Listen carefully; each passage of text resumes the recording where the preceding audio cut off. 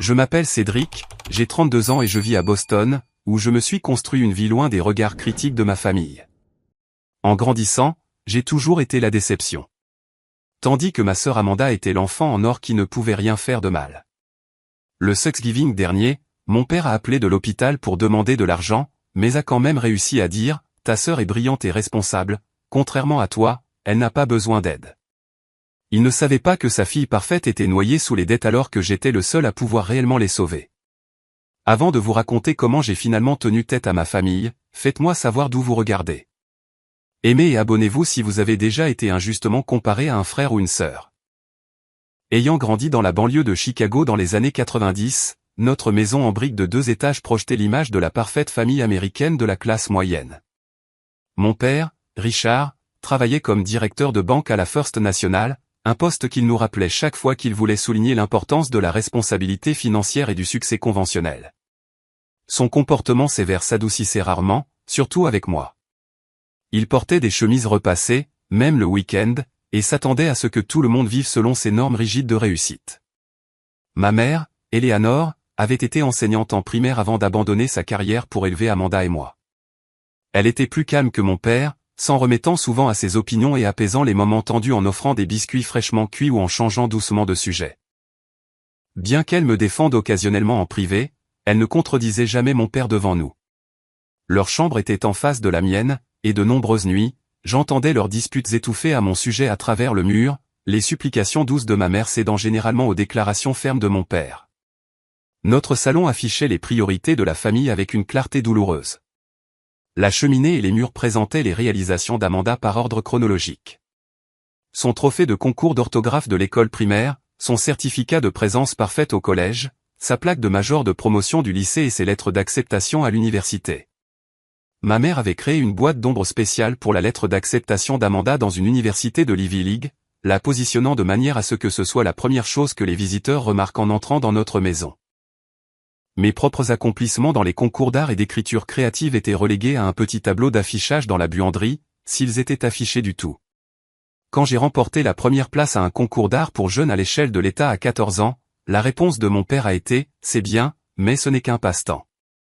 Le projet de sciences d'Amanda pourrait lui valoir une bourse d'études. Les dîners de famille sont devenus des vitrines pour les dernières réalisations d'Amanda. Amanda a eu un autre A à son test de calcul, annonçait fièrement mon père en coupant son rôti. Elle sera certainement major de sa promotion. Pendant ce temps, mon B en littérature anglaise, ma matière préférée, est passé inaperçu, même si j'avais travaillé plus dur pour ce B qu'Amanda ne l'a jamais fait pour ses accents efforts en mathématiques et en sciences. Je suis devenu l'enfant invisible, sauf quand on me critiquait. Quand j'entrais dans la pièce, les conversations sur les réalisations d'Amanda continuaient comme si je n'étais pas là. Quand je parlais de mes propres intérêts ou accomplissements, mes commentaires étaient accueillis par des hochements de tête polis avant que la conversation ne revienne rapidement à Amanda. L'école n'a fait que renforcer les comparaisons. Les professeurs qui avaient enseigné à Amanda 3 ans plus tôt regardaient mes copies avec déception. Amanda obtenait toujours des notes parfaites à ses tests, disait-il en me rendant mes copies avec un B+. Pourquoi ne peux-tu pas être plus comme ta sœur? La question m'a suivi de l'école primaire au lycée, des professeurs de mathématiques aux entraîneurs de football. Mon style d'apprentissage différait complètement de celui d'Amanda. Alors qu'elle excellait dans la mémorisation et les examens, j'apprenais par l'expérience pratique et l'expression créative. Je pouvais concevoir et construire un modèle fonctionnel pour le cours de sciences, mais j'avais du mal avec les examens écrits. Mes parents ont interprété cela comme de la paresse plutôt que comme une forme d'intelligence différente. Le contraste dans la façon dont nous étions traités est devenu impossible à ignorer lorsqu'Amanda a obtenu son diplôme de fin d'études secondaires. Pour sa réussite, mes parents lui ont offert une Honda Civic neuve avec un gros ruban rouge dans l'allée. Quand j'ai obtenu mon diplôme 3 ans plus tard, pas en tant que major de promotion, mais toujours avec les honneurs et une bourse d'art pour un community college local, j'ai reçu un ensemble de manuels d'occasion que mon père pensait m'aider à me concentrer sur des sujets pratiques. Le message était clair, Amanda méritait des récompenses. J'avais besoin de correction. L'été avant l'université a apporté le premier conflit majeur concernant notre avenir. Amanda avait été acceptée au programme de commerce de Cornell, le rêve de mon père. Je voulais étudier le design graphique à l'Art Institute of Chicago, une école avec une excellente réputation dans les arts, mais pas le nom prestigieux que mon père appréciait. Une école d'art, s'est moqué mon père un soir au dîner. Ce n'est pas une vraie éducation, Cédric. Tu ne gagneras jamais ta vie en dessinant des images. Ce n'est pas juste dessiner des images, papa, ai-je argumenté. C'est du design graphique. C'est un domaine en pleine croissance avec de réelles opportunités de carrière. Écoute ton père, a doucement interjeté ma mère. Il connaît le monde des affaires. La dispute a dégénéré jusqu'à ce que mon père me donne son ultimatum. Si tu veux notre soutien financier, tu étudieras le commerce ou la comptabilité dans une université convenable. Sinon, tu es seul. J'ai choisi d'être seul. Je me suis inscrit au Community College tout en travaillant 30 heures par semaine dans une imprimerie locale. Mes parents ont dit aux parents que je n'avais pas pu entrer dans une bonne école plutôt que d'admettre que j'avais choisi un chemin différent. Lors des réunions de famille, les tantes et les oncles me tapaient sur l'épaule avec sympathie tout en louant la réussite d'Amanda dans l'Ivy League. Pendant 3 ans, j'ai travaillé et étudié, économisant chaque centime pour pouvoir être transféré dans une école d'art. La maison de mes parents est devenue de plus en plus inconfortable.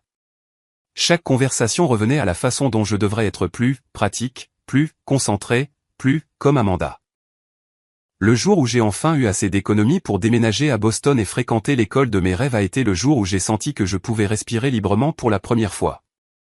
La vie d'Amanda après l'université semblait suivre la trajectoire parfaite que mes parents avaient imaginée.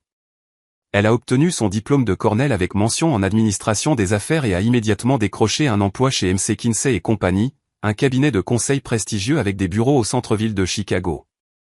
Son salaire de départ était suffisamment impressionnant pour que mes parents mentionnent le chiffre à tous ceux qui voulaient bien l'entendre, bien qu'il n'ait jamais révélé qu'il l'avait aidé à obtenir le poste grâce aux relations bancaires de mon père. 1 an après l'obtention de son diplôme, Amanda a emménagé dans un appartement de luxe dans le quartier de la Gold Coast à Chicago. Mes parents l'ont aidé à le meubler avec des meubles coûteux de restauration Hardware et Williams-Sonoma, dépensant ce qui a dû être des milliers de dollars pour s'assurer que sa maison reflète l'histoire de succès qu'ils voulaient projeter. Lorsque des parents visitaient Chicago, l'appartement d'Amanda est devenu un arrêt obligatoire de la visite, ma mère montrant fièrement la vue sur le lac Michigan depuis le 23e étage. Le summum de l'histoire de succès apparente d'Amanda est venu lorsqu'elle s'est fiancée à Bradley, un avocat fiscaliste d'une riche famille de la North Shore. Le diamant à son doigt était presque obscènement grand, et la fête de fiançailles au Chicago Yacht Club est devenue le sujet de dizaines de photos encadrées dans toute la maison de mes parents. Ma mère a appelé tous les membres de la famille élargie pour partager la nouvelle, terminant toujours par « Ils sont tout simplement parfaits ensemble ». Tous deux si brillants et responsables. Pendant ce temps, mon chemin semblait radicalement différent, du moins de l'extérieur. Après le Community College, j'avais économisé suffisamment pour être transféré dans une école de design réputée à Boston. Je vivais dans un studio à Allston, un quartier rempli d'étudiants et de jeunes professionnels plutôt que de gratte-ciel de luxe. Mes meubles provenaient de friperies et de trouvailles de trottoirs, rénovés de mes propres mains. Au lieu d'un seul emploi prestigieux, j'en avais plusieurs, serveur le soir, travail de conception en freelance pendant la journée, et des gardes le week-end dans une imprimerie locale pour nouer des contacts dans l'industrie. Ce que ma famille ne voyait pas, ou choisissait de ne pas voir, c'est que sous la surface, nos réalités financières s'inversaient. Le travail de conseil d'Amanda l'obligeait à entretenir une garde-robe coûteuse, à manger dans des restaurants haut de gamme avec des clients et à projeter le succès par une consommation visible. Son salaire, bien qu'impressionnant sur le papier, couvrait à peine son loyer et le paiement de sa voiture après impôt. Le vide était comblé par des cartes de crédit, d'abord 1, puis 3, puis 7 à sa 2e année d'emploi, elle effectuait des paiements minimums sur plus de 30 000 $ de dettes de cartes de crédit.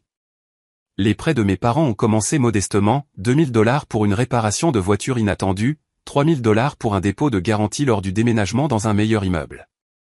Ces prêts n'ont jamais été remboursés, bien que ni Amanda ni mes parents n'aient reconnu cette réalité.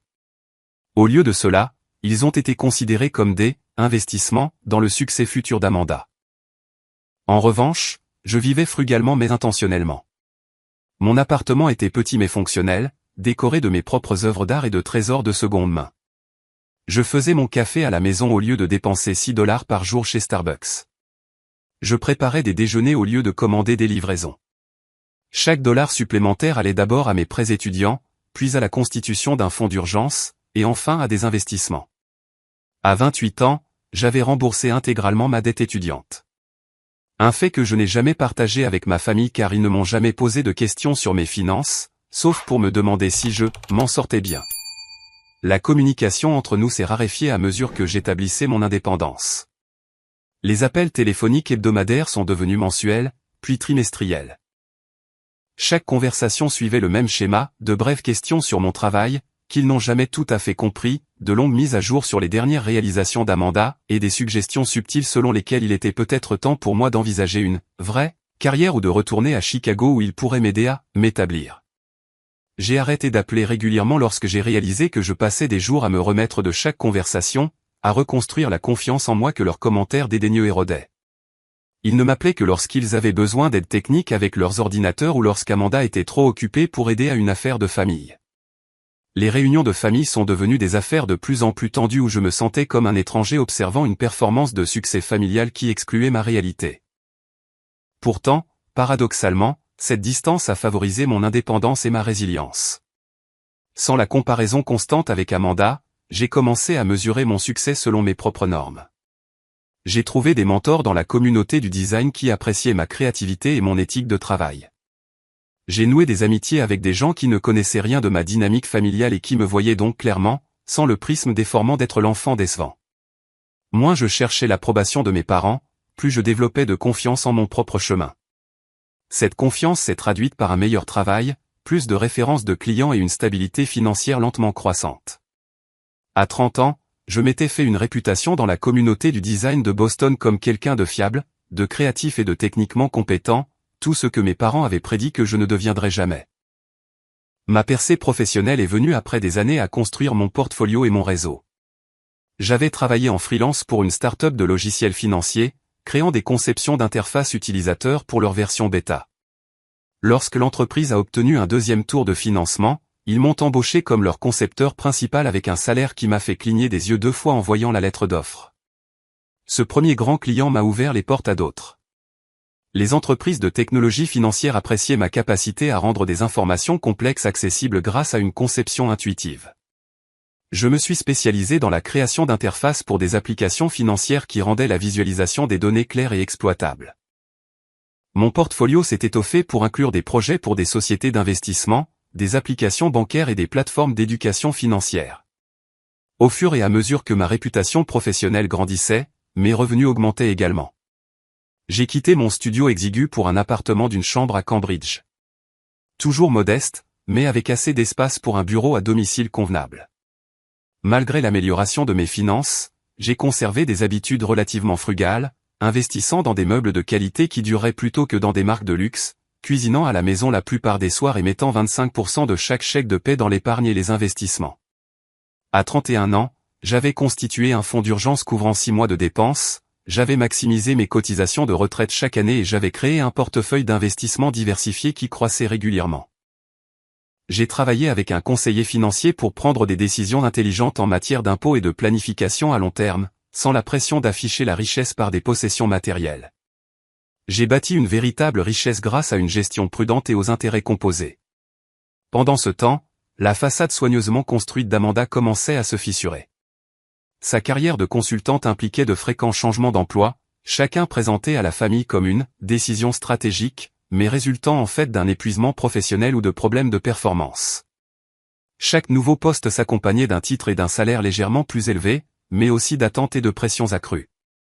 Son mariage avec Bradley a été une affaire extravagante au Jardin botanique de Chicago, avec 300 invités, un orchestre de 10 musiciens et un dîner à 5 plats. Ce que personne n'a mentionné, c'est que mes parents avaient retiré de l'argent de leur compte de retraite pour le payer, croyant que cet investissement dans le maintien des apparences valait le risque financier à long terme.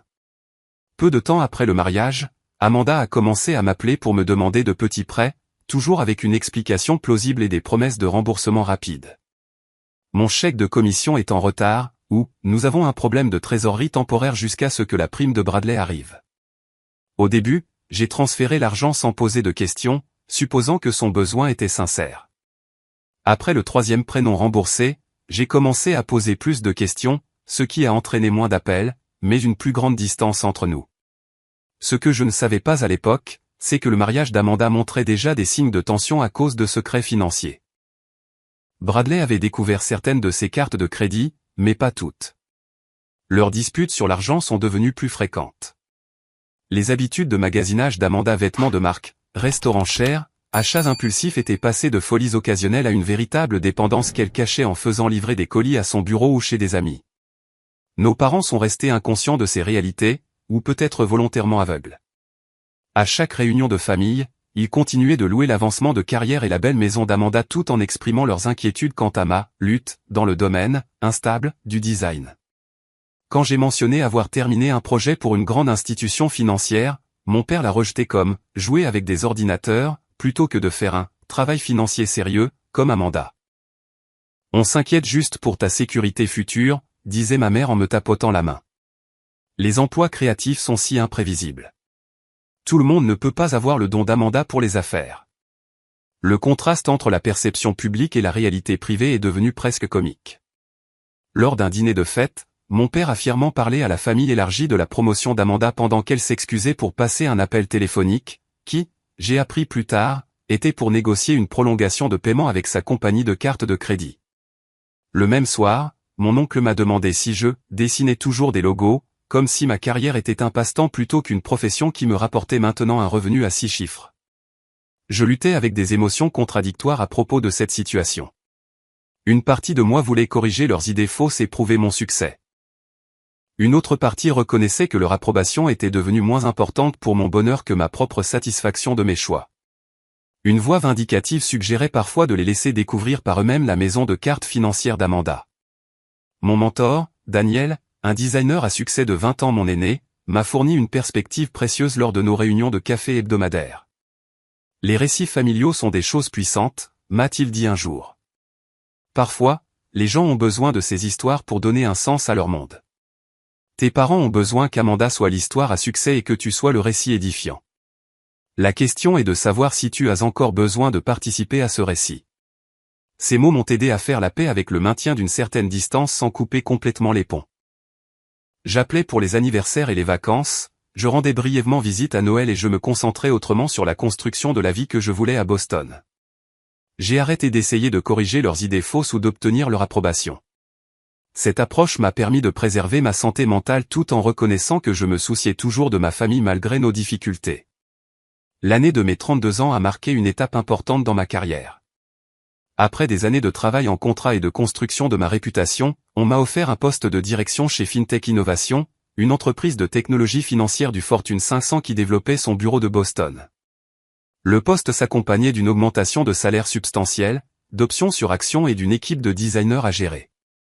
Pour la première fois, je ne façonnerai pas seulement des projets individuels, mais tout un écosystème de produits. Avec cette sécurité financière, j'ai franchi le pas d'acheter ma première maison, un condominium de 2 chambres dans un immeuble d'usine reconverti à South Boston. L'espace présentait de hauts plafonds, des murs en briques apparentes et de grandes fenêtres qui remplissaient les pièces de lumière naturelle. J'ai créé un bureau à domicile dédié qui servait également d'espace de studio où je pouvais expérimenter des concepts de design en dehors des heures de travail. Mon portefeuille d'investissement a atteint une étape importante cette même année, dépassant les 6 chiffres grâce à des contributions constantes et à la croissance du marché. Je me suis diversifié dans des fonds indiciels, quelques actions individuelles soigneusement sélectionnées et j'ai même fait un petit investissement providentiel dans la start-up d'un ancien collègue.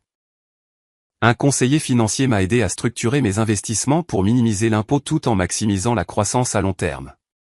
La reconnaissance professionnelle que j'avais tranquillement recherchée pendant des années est finalement arrivée sous la forme d'un profil dans le Digital Design Quarterly, un magazine de l'industrie mettant en lumière des approches innovantes en matière d'expérience utilisateur. L'article, intitulé « Humaniser les données financières, l'approche intuitive de Cédric en matière de technologie financière », comprenait des entretiens avec des clients et des collègues louant ma capacité à rendre des concepts financiers complexes accessibles grâce à une conception d'interface réfléchie. Alors que ma carrière s'épanouissait, la vie soigneusement construite d'Amanda s'effilochait en coulisses. Bradley avait découvert l'étendue de sa dette de carte de crédit. Plus de $100 000 répartis sur 12 cartes différentes, après qu'une agence de recouvrement ait appelé leur domicile. La confrontation qui a suivi a révélé des années de tromperie financière, y compris des habitudes de magasinage secrètes et des comptes bancaires cachés. Bradley a déménagé la semaine suivante, restant chez un ami tout en réfléchissant à la possibilité de sauver leur mariage de 3 ans. La séparation est restée un secret bien gardé de mes parents et de la famille élargie. Amanda leur a dit que Bradley voyageait pour le travail, une fiction qu'elle a maintenue grâce à des appels téléphoniques minutieusement mis en scène lors de leur visite et à des publications sur les réseaux sociaux soigneusement sélectionnées suggérant une harmonie conjugale. La pression financière s'est intensifiée alors qu'Amanda luttait pour maintenir les apparences sans la contribution financière de Bradley. Elle a commencé à mettre en gage des cadeaux de mariage lorsque les paiements minimums des cartes de crédit sont arrivés à échéance. Ses performances au travail ont souffert alors qu'elle prenait des pauses déjeuner prolongées pour gérer les appels des créanciers ou passait des heures à chercher des offres de transfert de solde avec des taux d'intérêt de 0% d'introduction.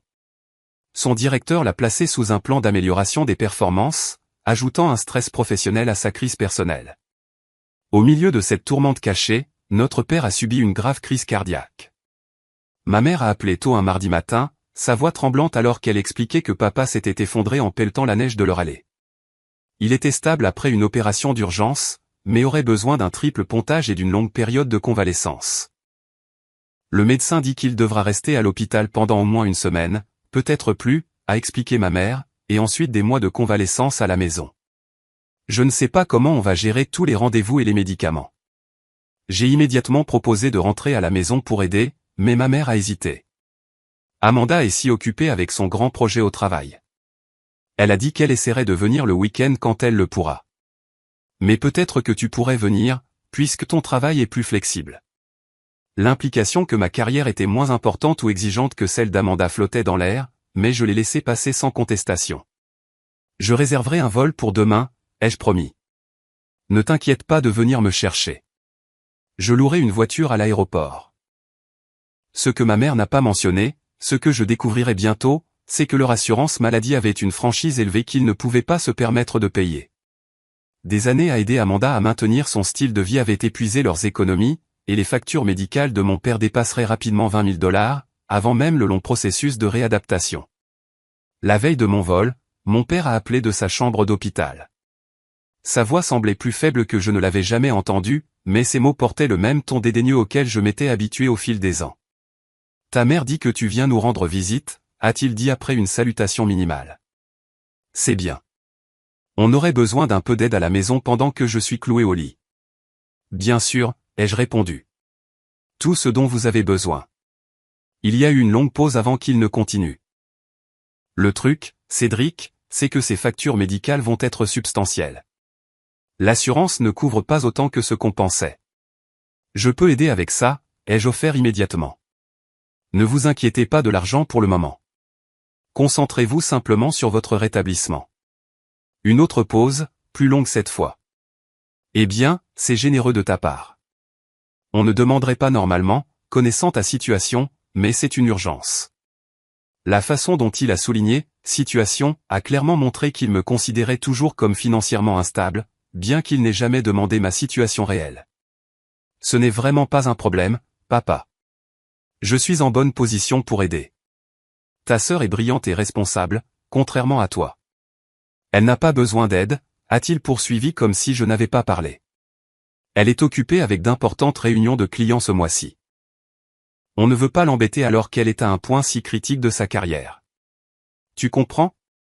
La piqûre familière de la comparaison m'a momentanément coupé le souffle.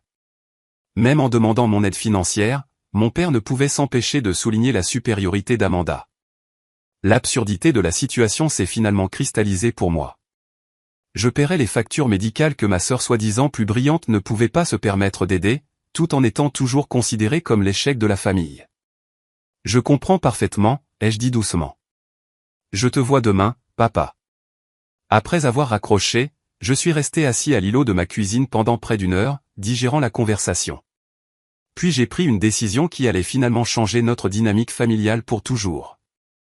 Au lieu de rentrer à la maison pour une courte visite, j'ai fait mes valises pour un séjour prolongé.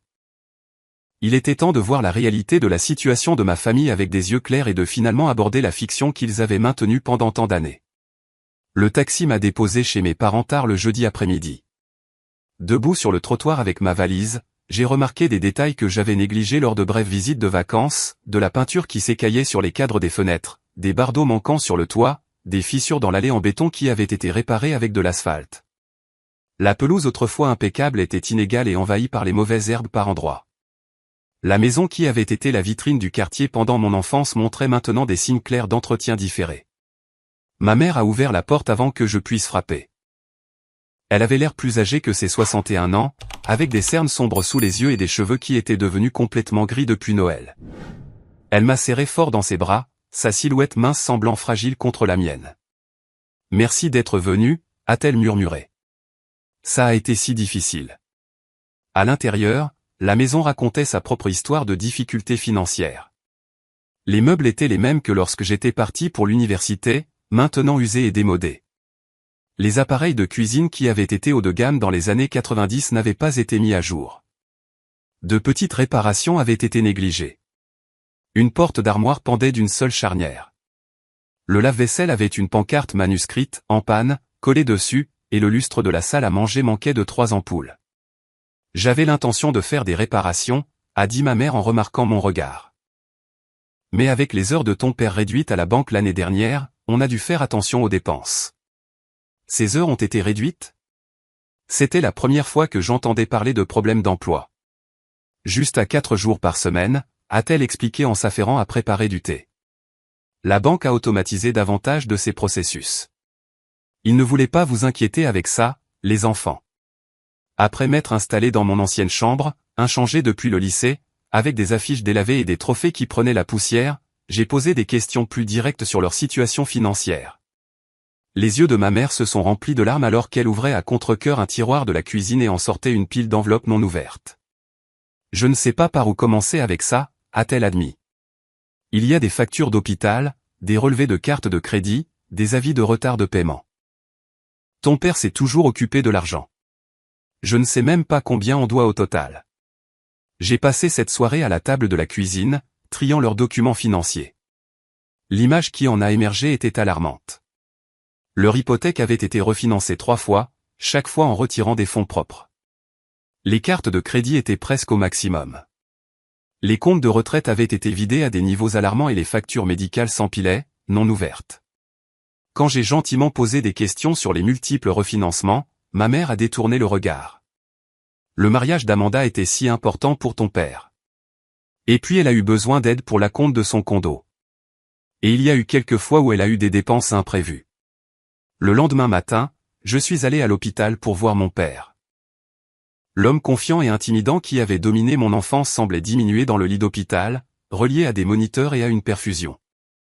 Son teint était gris, et sa voix avait perdu sa résonance autoritaire. « Tu n'avais pas besoin de venir de si loin », a-t-il dit après une salutation superficielle. Je serai de retour sur pied en un rien de temps. Je voulais être là, ai-je répondu en m'installant dans le fauteuil du visiteur. Maman a besoin de soutien en ce moment, et on doit parler des factures, papa. Son expression s'est légèrement durcie. Ce n'est qu'un problème de trésorerie temporaire une fois que je serai de retour au travail. Le médecin dit que ce sera au moins 3 mois, ai-je interrompu doucement. Et j'ai vu les factures à la maison. Il ne s'agit pas seulement des frais médicaux. Ta mère n'aurait pas dû te les montrer, a-t-il sèchement répliqué, une lueur de son ancien moi émergeant. Nos finances ne te regardent pas, si, quand vous me demandez de l'aide, ai-je contré. Et quand l'aide dont vous avez besoin est substantielle, j'ai besoin de comprendre la situation dans son ensemble. Ce qui a commencé comme une discussion sur les factures médicales a rapidement dégénéré en territoire familier. Mon père a remis en question ma capacité à comprendre les questions financières, a fait référence au sens des affaires d'Amanda et a suggéré que je devrais apprendre la responsabilité de ma sœur. Quand j'ai mentionné avoir vu des preuves qu'ils avaient soutenu Amanda financièrement, il est devenu défensif. Nous avons fait quelques investissements dans l'avenir d'Amanda, a-t-il insisté. C'est différent de renflouer quelqu'un. Elle et Bradley construisent quelque chose d'important. Le point de rupture est venu lorsqu'il a suggéré que je devrais suivre l'exemple d'Amanda pour améliorer ma propre situation financière. L'ironie était trop forte pour être supportée. Papa, ai-je dit doucement mais fermement. Je pense qu'il est temps d'avoir une conversation honnête sur qui est exactement un brillant et responsable dans cette famille. Son geste dédaigneux a allumé quelque chose en moi. Des décennies à être sous-estimé et comparé défavorablement à une sœur dont le succès apparent était en grande partie une fiction. Pour la première fois de ma vie d'adulte, j'ai tenu tête à mon père au lieu de battre en retraite. Je ne suis plus cet adolescent peu sûr de lui ai-je dit. Je ne cherche pas ton approbation, mais je demande ton respect, surtout si je dois aider cette famille à sortir du trou financier que vous avez creusé en cautionnant Amanda toutes ces années. Les moniteurs ont enregistré son rythme cardiaque croissant, et une infirmière est venue le voir. Je suis parti peu de temps après, promettant de revenir le lendemain quand il se sentirait plus fort. Dans le parking de l'hôpital, j'ai pris une décision, il était temps d'avoir une réunion de famille où toutes les cartes seraient sur la table. J'ai appelé Amanda ce soir-là et j'ai insisté pour qu'elle et Bradley viennent dîner chez nos parents le samedi. Ses excuses ont été immédiates et prévisibles, des engagements professionnels importants, l'emploi du temps chargé de Bradley, le long trajet depuis Chicago. Ce qui m'a surpris, c'est la voix de Bradley en arrière-plan qui la contredisait. On n'a pas de projet ce week-end, a-t-il dit, clairement audible malgré la tentative d'Amanda de couvrir le téléphone. Ton frère a raison. On doit avoir cette conversation. Après plus d'échanges, Amanda a accepté à contre-cœur le dîner. J'ai passé le vendredi à me préparer, cuisinant des plats réconfortants que ma mère m'avait appris à faire il y a des années, organisant des documents financiers en résumé clair et répétant mentalement ce qui devait être dit. Ma mère a observé ces préparatifs avec une anxiété visible, alternant entre aider à couper les légumes et se tordre les mains. Peut-être que ce n'est pas nécessaire, a-t-elle suggéré plus d'une fois. Ton père est encore en convalescence. Amanda est sous tellement de pression au travail. Maman, ai-je finalement dit en lui prenant les mains. On ne peut pas continuer à faire semblant. La santé de papa dépend de la réduction de son stress à long terme, pas seulement d'éviter les conversations difficiles maintenant. Et cela signifie aborder la réalité financière. Le samedi soir est arrivé avec une tension palpable. Amanda et Bradley ont été les derniers à arriver. Ma sœur, impeccablement habillée, comme toujours, dans des vêtements de marque et un maquillage parfaitement appliqué. Seul quelqu'un qui la connaissait bien remarquerait la tension autour de ses yeux ou la façon dont elle serrait son sac à main avec des jointures blanches. Bradley avait l'air mal à l'aise, maintenant une distance physique avec Amanda qui en disait long sur leur état matrimonial. Le dîner a commencé par de petites conversations étranges sur le pronostic de rétablissement de papa et les changements dans le quartier. Ma mère n'arrêtait pas de jeter des regards nerveux entre les membres de la famille tout en poussant la nourriture dans son assiette. Une fois le repas terminé et le café servi, j'ai su qu'il était temps. J'ai demandé à tout le monde d'être ici ce soir parce que nous devons avoir une conversation honnête sur la situation financière de notre famille, ai-je commencé. Les factures médicales de papa sont importantes et j'ai découvert que maman et papa ont des difficultés financières depuis un certain temps maintenant. Amanda s'est immédiatement mise sur la défensive. Si c'est une question d'argent, Cédric, on sait tous que tu as toujours été rancunier de mon succès. Ce n'est pas parce que tu as choisi un parcours professionnel instable que... Amanda a doucement interrompu Bradley. Laisse-le parler. La pièce est devenue silencieuse alors que je posais un dossier sur la table et que je l'ouvrais. J'ai préparé quelques documents que j'aimerais partager avec tout le monde. J'ai commencé par montrer à mes parents la preuve de ma situation financière réelle.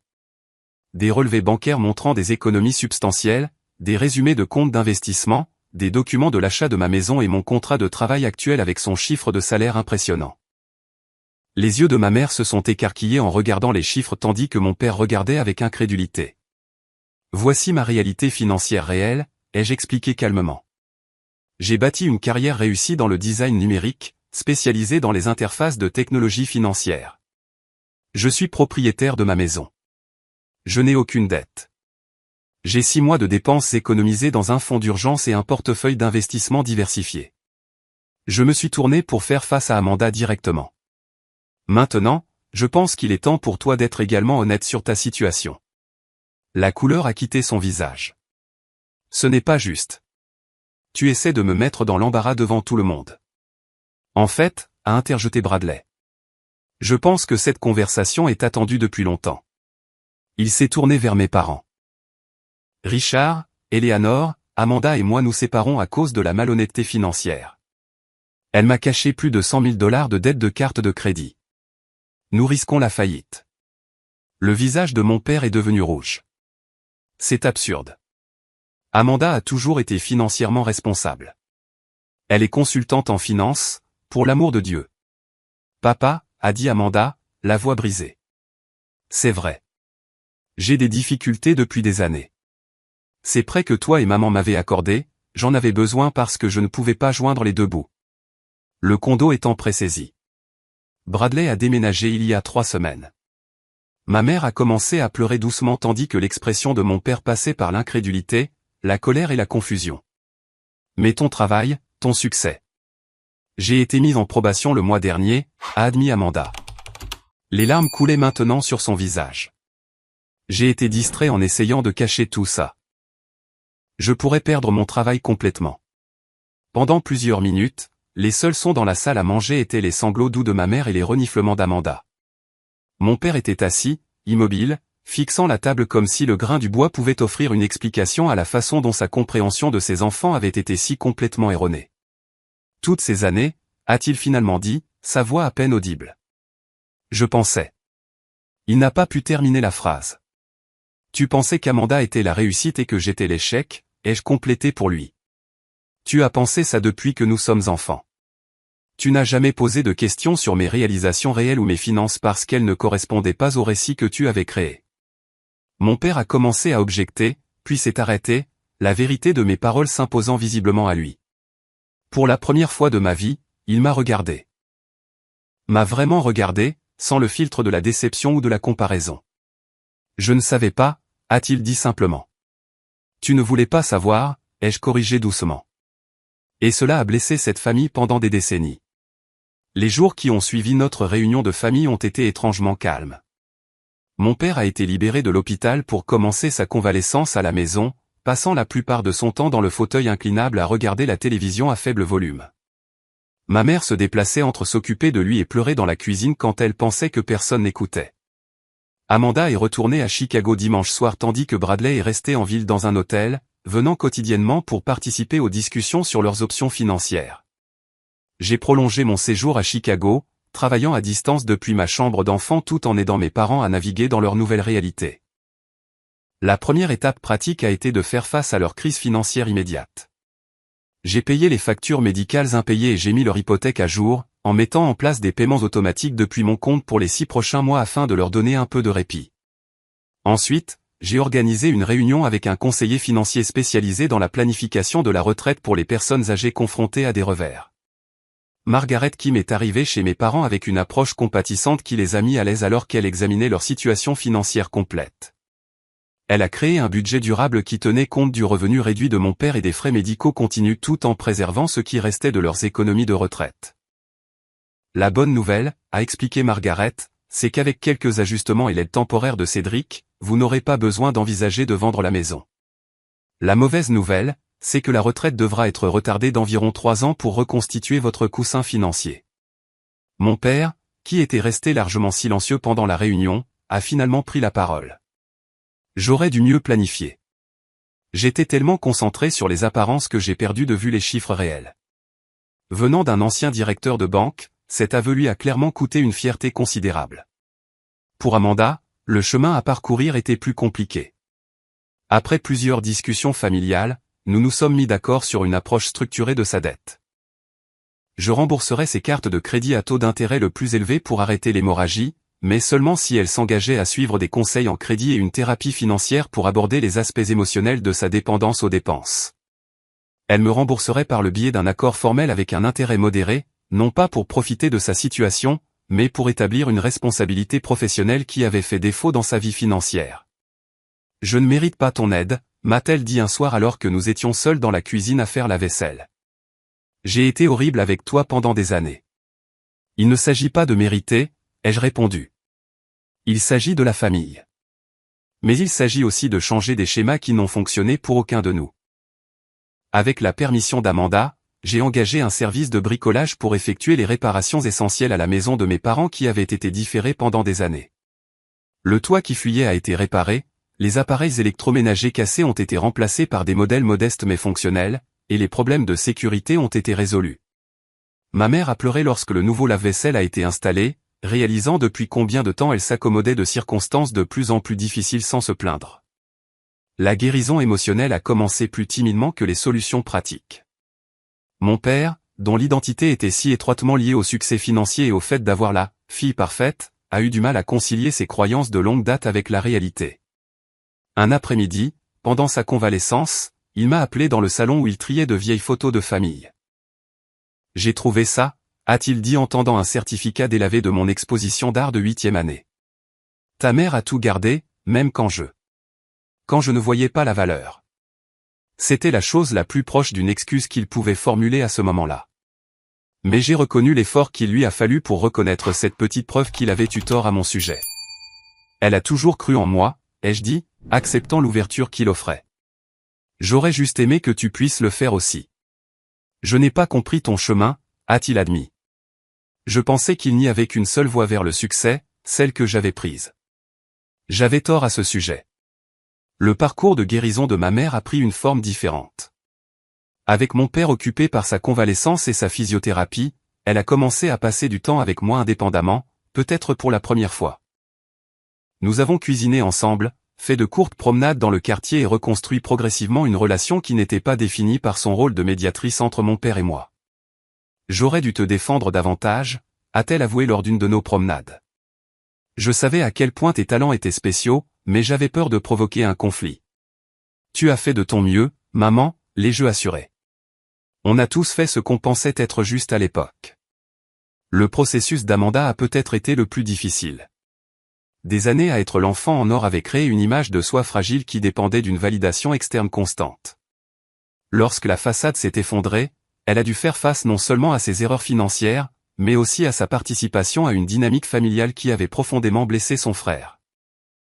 Ses premières tentatives d'excuses étaient défensives, se concentrant davantage sur l'explication de son comportement que sur la prise de responsabilité. Il faut que tu comprennes, j'étais sous une pression énorme pour être parfaite, a-t-elle dit lors d'une conversation difficile. Tout le monde s'attendait à ce que je réussisse. Je comprends que cette pression était réelle, ai-je reconnu. Mais tu en as aussi bénéficié alors que j'en ai souffert. On doit tous les deux reconnaître ces vérités. La famille a commencé à assister à des séances de thérapie ensemble lorsque mon père a été assez fort pour y participer. Le docteur Suzanne Chen, une thérapeute familiale spécialisée dans les relations entre frères et sœurs adultes, nous a aidés à naviguer dans les émotions complexes et les schémas bien ancrés qui avaient défini nos relations pendant des décennies. Elle a introduit le concept de « rôles familiaux » et la façon dont nous avions tous été contraints par le récit de « l'enfant en or » et de la « déception ». Ces rôles ont servi une fonction dans votre système familial, a expliqué le docteur Chen. Mais ils n'ont permis à aucun de vous d'être pleinement vu ou connu par les autres. Le défi maintenant est de vous relier en tant qu'adulte. Vous êtes réellement, pas les rôles qui vous ont été assignés. 6 mois après la crise cardiaque de mon père, les changements dans notre famille étaient subtils mais significatifs. Mon père avait commencé à poser de véritables questions sur mon travail, faisant un effort pour comprendre le design numérique, même si cela restait quelque peu étranger à son expérience. Lorsque j'ai expliqué un projet particulièrement complexe impliquant la visualisation de la planification de la retraite, il a offert des perspectives de son expérience bancaire qui ont en fait amélioré mon approche. Ma mère a trouvé sa voie de manière modeste mais significative, exprimant plus librement ses préférences et ses opinions. Elle a commencé un travail à temps partiel dans une librairie locale, son premier emploi rémunéré en 30 ans. Le revenu modeste a renforcé sa confiance en elle autant que le budget familial. Amanda a déménagé dans un appartement plus petit et a trouvé un poste dans une organisation à but non lucratif et dans les familles à faible revenu avec l'alphabétisation financière, un travail moins bien payé mais mieux aligné sur ses valeurs et ses compétences. Son mariage avec Bradley est resté séparé mais pas divorcé, tous deux assistant à des conseils de couple pour déterminer si leur relation pouvait être reconstruite sur une base plus honnête. Les réunions de famille sont devenues moins axées sur la performance et plus authentiques. Les réussites étaient célébrées sans comparaison, et les difficultés étaient discutées ouvertement plutôt que cachées. La prétention qui avait caractérisé nos interactions pendant si longtemps a progressivement cédé la place à une connexion authentique basée sur qui nous étions réellement, pas sur qui nos parents nous avaient imaginé être. J'ai maintenu ma vie à Boston, mais j'ai rendu visite plus fréquemment, établissant une relation avec ma famille qui me semblait solidaire sans être envahissante. Pour la première fois, je pouvais les aimer sans me sentir diminué par eux. Et peut-être plus important encore, je pouvais enfin croire qu'ils commençaient à aimer le vrai moi plutôt que de souhaiter constamment que je sois quelqu'un d'autre. 1 an après la confrontation qui a tout changé, mes parents m'ont rendu visite à Boston pour la première fois. J'ai observé leur visage alors qu'ils découvraient l'espace de l'usine reconvertie avec ses hauts plafonds et ses fenêtres immenses, la cuisine bien équipée où j'avais découvert une passion pour la cuisine, et le bureau à domicile où je créais les designs qui avaient bâti ma carrière. C'est vraiment quelque chose, Cédric, a dit mon père en passant la main sur le mur en briques apparentes. Tu as construit une belle vie ici. La simple reconnaissance signifiait plus pour moi qu'ils ne pouvaient l'imaginer. Je leur avais préparé le dîner. Rien d'élaboré, juste des plats réconfortants bien exécutés, servis dans la vaisselle en céramique faite à la main que j'avais collectionnée auprès d'artistes locaux. Assis autour de ma table de salle à manger, la conversation a coulé plus naturellement qu'elle ne l'avait jamais fait de mémoire. Je dois dire quelque chose, a annoncé mon père alors que nous terminions notre repas. Il avait l'air mal à l'aise mais déterminé. J'ai eu tort à ton sujet, Cédric. À propos de beaucoup de choses. J'étais tellement fixé sur une certaine définition du succès que je ne pouvais pas voir ce qui était juste devant moi. Je suis. Il a fait une pause, les mots lui étant clairement difficiles. Je suis fier de l'homme que tu es devenu. Sans mon aide, malgré mes limites en tant que père. De la part de Richard Collins, cette excuse hésitante représentait un changement sismique. Ma mère a tendu la main sur la table et a serré la mienne, les larmes aux yeux. Nous le sommes tous les deux, a-t-elle ajouté, très fière. Ce soir-là a marqué un nouveau chapitre de notre histoire familiale. Pas une fin heureuse parfaite, celle-ci n'existe que dans les contes de fées, mais un début plus honnête, basé sur qui nous étions vraiment plutôt que sur qui nous avions prétendu être. Mon propre parcours de guérison a continué à se dérouler par couches. La justification initiale que j'ai ressentie lorsque mon succès financier a enfin été reconnu a cédé la place à une compréhension plus profonde des dynamiques familiales qui nous avaient tous façonnés. Grâce à la thérapie et à l'introspection, j'ai traité la colère que j'avais portée pendant des décennies, non pas pour l'éliminer, car une partie était entièrement justifiée, mais pour l'empêcher de définir mes futures relations. J'ai appris à accepter la validation de l'intérieur plutôt que de la chercher constamment auprès de ma famille. La petite voix qui avait toujours murmuré « pas assez bon », chaque fois que j'accomplissais quelque chose est devenue plus silencieuse, progressivement remplacée par la confiance en mon propre jugement et mes valeurs. J'ai découvert que me libérer du rôle de la déception familiale m'a permis de définir le succès selon mes propres termes, mesuré non pas par comparaison avec les autres, mais par l'alignement avec mon moi authentique. Le plus difficile a peut-être été de trouver de la compassion pour mes parents et ma sœur sans excuser le mal qu'ils avaient causé. J'en suis venu à comprendre que les attentes rigides de mon père découlaient des critiques de son propre père, que l'incapacité de ma mère à me défendre reflétait sa peur des conflits, et que le maintien désespéré des apparences d'Amanda masquait une profonde insécurité. Cette compréhension n'a pas effacé le passé, mais elle m'a aidé à avancer sans amertume. La transformation de ma vie personnelle a également influencé mes choix professionnels. Me souvenant à quel point il avait été difficile de poursuivre une carrière créative sans soutien, j'ai créé un programme de mentorat pour les jeunes designers issus de milieux défavorisés. Une fois par mois, j'ouvrais mon bureau à des lycéens intéressés par le design numérique, enseignant des compétences de base et offrant des conseils sur l'éducation et les parcours professionnels. Voir leurs talents s'épanouir avec un peu d'encouragement est devenu l'une de mes plus grandes joies.